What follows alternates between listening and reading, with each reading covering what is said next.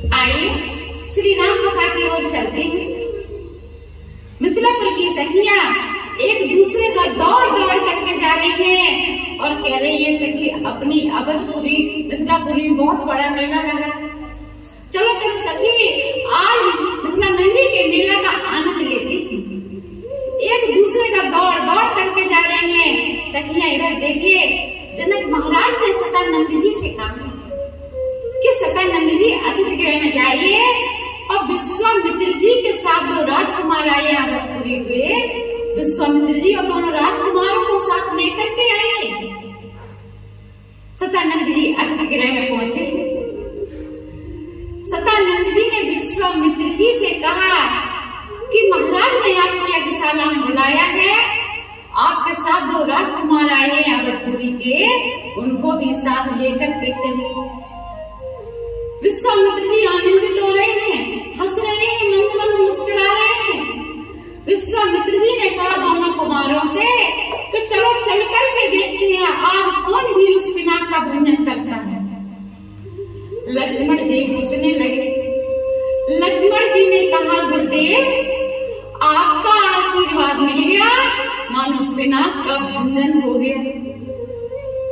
इस प्रकार से दोनों राजकुमार विश्वामित्र जी के साथ आनंदित होकर के जा रहे हैं।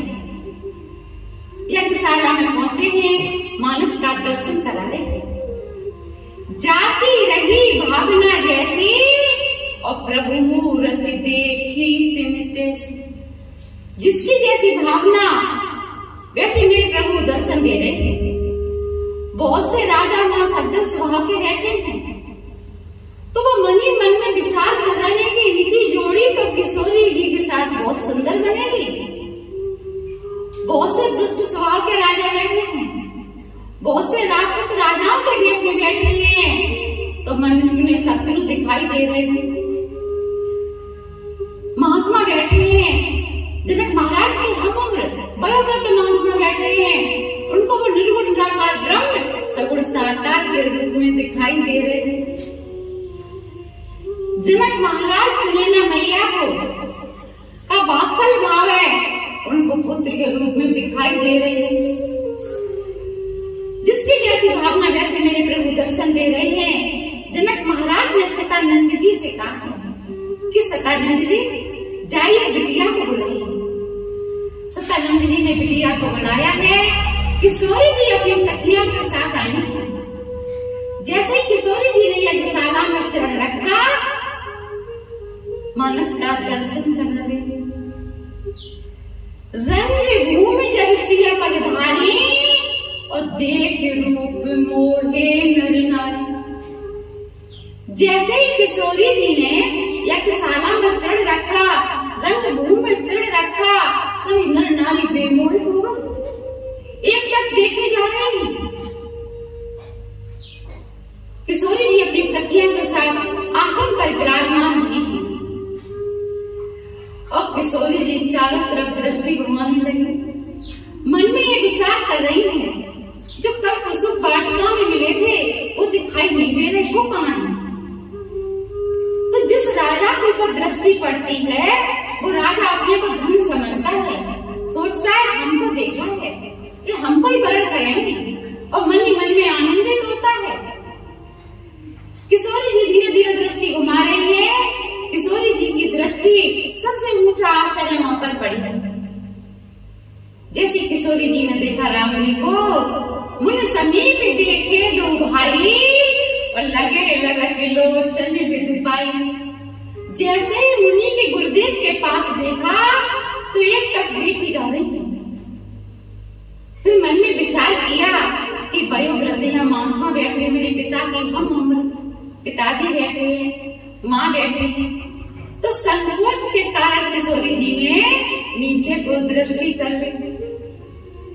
देखिए किशोरी जी ने अपने मन के भाव अपनी सखियों को न कुसुम वाटिका में बता पाए और न यहाँ पर बता पा रहे हैं अपनी सखियों को अपने मन के भाव।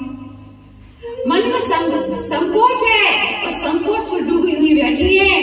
तिरछी चितवन से राम लला को देख लेती है और नीचे को दृष्टि कर लेती है किशोरी जी। जनक महाराज ने बंदी जनों से कहा कि जो मैंने दृढ़ प्रतिज्ञा की है, हमारी दृढ़ प्रतिज्ञा तो सभी देशों के राजा आए हैं, उनको हमारी प्रतिज्ञा के बारे में बता दीजिए। बंदी जन जो महाराज ने प्रतिज्ञा की है, गागा करके सभी राजाओं को सुना रहे हैं। बंदी जनों ने कहा, हमारे महाराज ने प्रतिज्ञा की है, हमारे यहाँ जो शिव जी का पिनाक रखा है, उस पर जो राजा प्रतिज्ञा चढ़ा देगा, उसी को हमारी बिटिया किशोरी जी वरण करेंगे। तो एक एक करके राजा उठने लगे कि अभी पिनाक का भंजन कर दूंगा और किशोरी जी हमको ही वरण कर लेंगे। ये मन में विचार करके राजा जा रहे थे, और जैसे ही पिनाक के निकट पहुंचते हैं, पिनाक को तिल भर नहीं हिला पा रहे।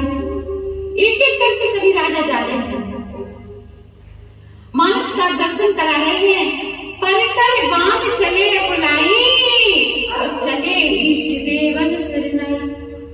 भूप सगे से दसे कई बारा, और लगे उठावन करे हंटारा। एक साथ सभी राजा पलकर बांध करके दौड़ पड़े, अपने अपने इष्टों को नमन करना भी भूल गए। तो इष्टों ने खुद ही नमन कर लिया, वो तो घबरा करके घबराहट में भागे, पिनाक को तिल भर नहीं हिला पाए। गोसाई बाबा ने दर्शन कराया, भूप सगे से दसे कई बारा, और लगे उठावन करे हंटारा। 10,000 राजाओं की उपमा दी है, 10,000 राजा एक साथ दौड़ पड़े पिनाक का भंजन करने के लिए, लेकिन पिनाक को तिल भर नहीं हिला सका। यह बड़ी सुंदर बात कही है। 10,000 की गोसाई बाबा ने उपमा क्यों दी? क्योंकि जितने भी राजा हैं, सब जीरो के समान, शून्य के समान हैं। राम नाम को अंक है, सब साधन है शून्य, और अंक मिले 10 गुण है, अंक गए सब शून्य। तो अंक हमारे प्रभु श्री राम जी। जीरो का कोई महत्व नहीं होता, और जब जीरो को अंक मिल जाए तो जीरो 10 गुना बढ़ जाता है। तो जीरो को एक अंक मिल गया, और एक अंक के पीछे एक जीरो लगा दिया तो 10 गुना बढ़ गया, 10 हो गए। 2 जीरो लगा दिए 100 हो गए, 3 जीरो लगा दिए 1000 हो गए, और 4 जीरो लगा दिए 10,000 हो गए। जीरो को अवमान आ गया कि मैं तो 10 गुना बढ़ता हूं।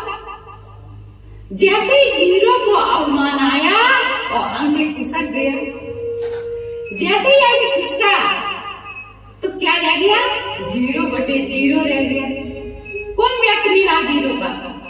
तो सभी राजा हैं जीरो के समान, और हमारे प्रभु श्री राम हैं अंक के समान। तो प्रभु श्री राम से सभी राजाओं का महत्व है। अब जनक महाराज उदास हो गए, और जनक महाराज खड़े हो गए।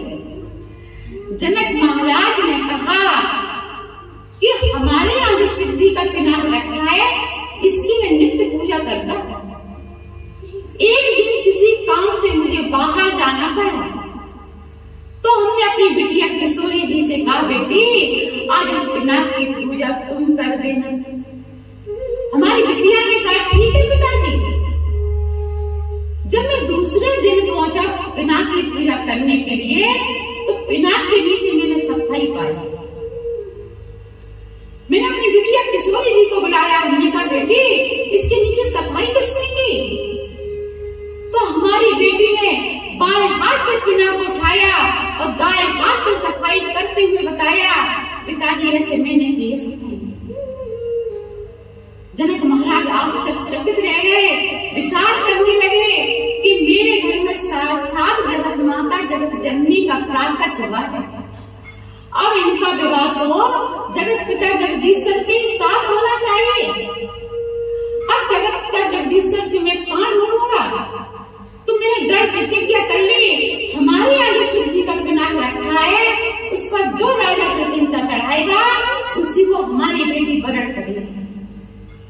इस प्रकार से महाराज ने कहा कि मैंने सभी देशों के राजाओं को बुलवाया, लेकिन आज मुझको महसूस हो रहा है कि परशुराम जी ने वीर क्षत्रियों से पृथ्वी को विहीन कर दिया।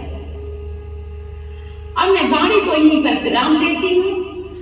आगे की राह था। कल मैं आपको श्रवण कराऊंगी। तब तक के लिए जय श्री राम, जय श्री राम।